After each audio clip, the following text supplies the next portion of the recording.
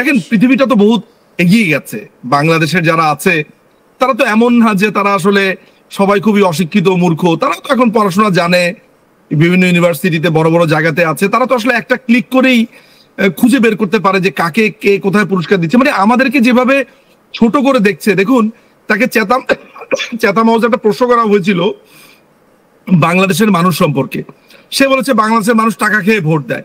অর্থাৎ বাংলাদেশের মানুষ সম্পর্কে তার ধারণাটা ঠিক কেমন, যে বাংলাদেশের মানুষ আসলে কোনো ভালো মন্দ বোঝে না, টাকা খেয়ে ভোট দেয়, এবং ঠিক বাংলাদেশের মানুষকে সে এমন ভাবে যে সে যদি একটু দেখাতে পারে যে তাকে একটা পুরস্কার দিয়েছে অমুক লোক তমুক লোক, বা চার্লসের সাথে একটু দাঁড়াতে পারে, আরে চার্লসকে বললেই তো চার্লস হাজির হয়ে যায়। আমি দেখেছি যে ইস্ট লন্ডন মস্কের কি একটা প্রোগ্রামে তিনি প্রায় আসতেন সেখানে। সুতরাং ইংল্যান্ডে তো মোনার্কি চলে না, এগুলো তো জাস্ট একটা শো পিসের জন্য এদেরকে সাজিয়ে রাখা হয়েছে, যে প্রিন্স চার্লস, তারপর রানী, যা বলেন না কেন, তাদের তো এই ইংল্যান্ডে তেমন কোনো কিন্তু রাষ্ট্র পরিচালনার তেমন কোনো ক্ষমতা নেই। সম্মানিত মানুষ এন্ড এভরিথিং সবকিছু ঠিক আছে, পারফেক্টলি ফাইন, কিন্তু এটা কোনো একটা বড় ব্যাপার একেবারেই নয়।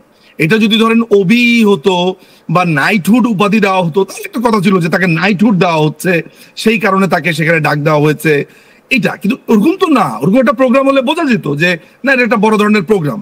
কিন্তু এই ধরনের একটা ছোট, যেটা আপনার প্রশ্নটা ছিল যে এই চটটা খেতে সে আসে কেন, আসে হচ্ছে পিআরের জন্য, সাধারণ মানুষকে ভূগোল বোঝাবার জন্য। কারণ আমরা বেশ কিছু ছবি দেখেছি লন্ডন সফরের, যে সেখানকার যারা বাংলাদেশি মানুষ যারা সেখানে বসবাস করেন, সেখান থেকে তার বিরুদ্ধে একটা স্লোগান উঠছে, তার একটা কুশপুত্তলিকা নিয়ে সেখানে জুতোর মালা পরানো হচ্ছে, এবং এগুলো মোহাম্মদ ইউনূস লন্ডনে থাকাকালীন ঘটেছে। না না, সেখানে তাকে যেই সাধারণ বাংলাদেশিরা তাকে যেরকম জুতো দিয়েছে, তার যে প্রেস সচিব আপনার শফিকুল, তাকে সাধারণ বাংলাদেশিরা যেই পরিমাণ অপমান করেছে, অপদস্থ করেছে, একেবারেই সাধারণ লেভেলের মানুষ। সেখানে বাংলাদেশ আওয়ামী লীগের সমর্থকরা ছিল বটে, কিন্তু আমি ব্যক্তিগতভাবে জানি যে যারা কোনো রাজনৈতিক দল করেন না, কোন রকমের দলের সাথে কোনোদিন আসেননি, আপনার ডক্টরস, ইঞ্জিনিয়ার্স, ব্যারিস্টার্স সেখানে চাকুরি করেন, সাধারণ আপনার রেস্টুরেন্টের কর্মী থেকে শুরু করে মালিকের অসংখ্য মানুষ সেখানে এসেছে তাকে দুয়োধনি দেওয়ার জন্য। বিশেষ করে তার সাথে যে আমেরিকান একজন নাগরিক ছিল খলিলুর রহমান, আমরা জানি যে আমেরিকাতে তিনি রজার রহমান নামে পরিচিত, সেই রজার রহমান এবং শফিকুলকে কি পরিমাণ অপদস্থের মধ্য দিয়ে সেখানে যেতে হয়েছে, এরপরেও কোনো ধরনের লজ্জা নেই। মনে হয় যে একটা বিরামহীন লজ্জা না পাওয়ার একটা কোর্স করে এসেছে কোত্থেকে, মানে বিরামহীন লজ্জা দিবে আর বিরামহীন লজ্জা পাবে না, এই টাইপের একটা কোথাও প্র্যাকটিস করে এসেছে। সেইখানে তার প্রতি জুতা নিক্ষেপ করা হয়েছে, জুতো দেখানো হয়েছে, পচা ডিম মারা হয়েছে বলে আমি কোনো জায়গায় শুনেছি, সাধারণ জনতা। ফলে যে ঘটনাটা ঘটেছে যে, এবং আপনি দেখুন এখানে আমাদেরকে বলা হয়েছে যে সে নাকি আপনার কিংসের পুরস্কার পেয়েছে। দেখুন আমার কাছে কিন্তু সেই ডকুমেন্টস আমি যে মোবাইলে তুলে ধরেছি সেটা আমার কাছে আছে।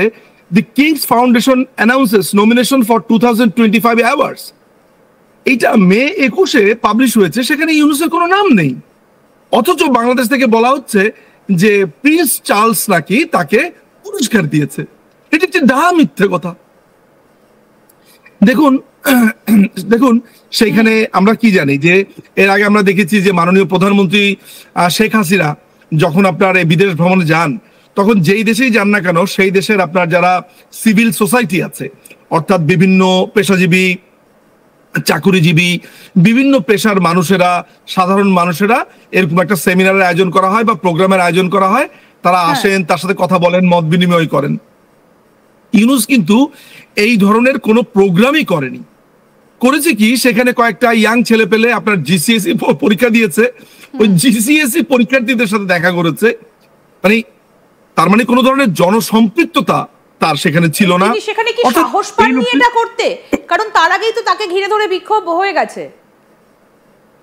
না, ওই তাকে সাহস পাননি সম্ভবত, হয়তো কারণ কি ওইখানে যারা গিয়েছে তারা একেবারেই ধরেন নিশ্চিত হয়ে গিয়েছে যে তাকে জুতো পেটা করবে না। কারণ বলা তো যায় না, ধরা যাক যে সেখানে XYZ কাউকে দাওয়াত দিল, তিনি জুতোটা খুলে তাকে একটা মুখের মধ্যে মেরে দিলেন, সেটা তো একটা ভয়ঙ্কর নিউজ হয়ে যাবে, সেখানে একটা ভয়ানক একটা ব্যাপার হয়ে যাবে। ফলে সেটাও একটা ব্যাপার ছিল বটে। কারণ আমি অনেক মানুষকে চিনি যারা আমাকে এইটা বলেছিল যে সুযোগ পেলেই তাকে জুতো দিয়ে একটা বাড়ি দেবে। তা আমি বললাম যে দেখুন, আপনি তো আওয়ামী লীগও করেন না, বা মানে আমি যতদূর জানি রাজনীতির সাথেও যুক্ত না। তিনি আমাকে বলেছেন, দাদা এই রাজাকার সম্রাটকে এই ধরনের একটা ট্রিটমেন্ট দেওয়ার জন্য তো আওয়ামী লীগ হতে হয় না, একটা মানুষ হলেই যথেষ্ট। দেখুন কি উত্তর আমাকে তিনি দিয়েছেন। ফলে আলটিমেটলি ঘটনা যেটা দাঁড়িয়েছে, যে আমি যেটা আগের পর্বে বলার চেষ্টা করেছিলাম, যে ইংল্যান্ডে সে এসেছে কেন? কোনো কোনো চুক্তির জন্য, কোন ধরনের সমঝোতা স্মারক স্বাক্ষর করা হবে তার জন্য, কোন রাজনৈতিক আলাপের জন্য, এমন কোনো কিছু যেটি বিশ্বের কোনো একটা রাজনৈতিক সংশ্লিষ্টতার জন্য, কোনো সম্মেলনে, কোনো সেমিনারে, আমরা জি8 সম্মেলনের কথা জানি, তারপরে হচ্ছে যে আমরা ব্রিক্স, না এই টাইপের অনেক বড় বড় জোট নিরপেক্ষ নানান ধরনের সম্মেলন আছে না, সেগুলো, বা কমনওয়েলথের কোনো প্রোগ্রাম, নো। যেহেতু বাংলাদেশ কমনওয়েলথভুক্ত কান্ট্রি, ফলে কমনওয়েলথের কোনো প্রোগ্রাম তাও তো নয়। কোনো খেলাধুলার প্রোগ্রামে, যেমন অলিম্পিক হতে পারে, বড় বড় ইভেন্ট হতে পারে, কোনো উদ্বোধন হতে পারে না, কিছুতেই না। তার মানে একটা কমপ্লিটলি একটা ইনসিগনিফিকেন্ট, একটা অপাংতেয় তুচ্ছ একটা আপনার কথিত একটা অর্গানাইজেশন থেকে সে একটা আপনার ফটো ফ্রেম নিতে এসেছে। আলটিমেটলি সে ফটো ফ্রেম নিতে এসেছে, একদম এই তো হাতে ধরা ফটো ফ্রেমটা, সেটা আমরা দেখতে পাচ্ছি। হ্যাঁ, যে মোহাম্মদ ইউনূসের ফটো হাতে ফ্রেম ধরা। নিতে এসে সে বাংলাদেশের শুধু হোটেল খাওয়া দাওয়াতে সে 3.5 কোটি টাকা গচ্চা দিয়েছে। এছাড়া তার প্লেনের খরচ আছে, আনুষঙ্গিক যাতায়াতের খরচ আছে, প্লেনের খরচ ছাড়া যাতায়াতের খরচ, আনুষঙ্গিক খরচ আছে। এগুলো তো আমরা গণাতেই ধরিনি, এগুলো তো আমরা হিসাবই করিনি, যে পুরো একটা প্লেন ভাড়া করে ইংল্যান্ডে আসতে তার কত খরচ হয়েছে, কি হয়েছে না হয়েছে। ফলে এই ব্যাপারগুলোর যে জবাবদিহিতা, সেই জবাবদিহিতা কাকে দেবে? তাহলে দিনের শেষে দাঁড়ালো কি? এটা সরকারি সফর হিসেবেও শিলমোহর দেওয়া যাচ্ছে না, আবার তিনি তেমন কোনো কাজ করে আসেননি যেটাতে বাংলাদেশের উন্নতি হবে, অথচ তিনি কারি টাকা খরচ করলেন, সেখানে গেলেন, একটা আপনি বলছেন আমরাও দেখতে পাচ্ছি একটা ফটো ফ্রেম হাতে নিলেন এবং তাকে অভ্যর্থনা জানাতে কেউ এলেন না। তাহলে এর জিস্টটা কি? এর জিস্টটা হচ্ছে যে তিনি পিআর এর জন্য গেছেন। দেখুন একেবারে সোজা সাপটা, তিনি এটা মানুষকে দেখাতে গিয়েছেন যে তিনি দেশের জন্য কিছু একটা আনতে যাচ্ছেন, ট্রেড চুক্তি বা কিছু একটা করবেন। তিনি একটা বড় ওয়ার্ল্ড লিডার, তাকে আজকে জাপানে, কালকে ইংল্যান্ডে, পরশু আমেরিকাতে দাওয়াত দিচ্ছে। এটা হচ্ছে পাবলিকলি এক ধরনের আস্থা তৈরির পিআর প্রজেক্ট।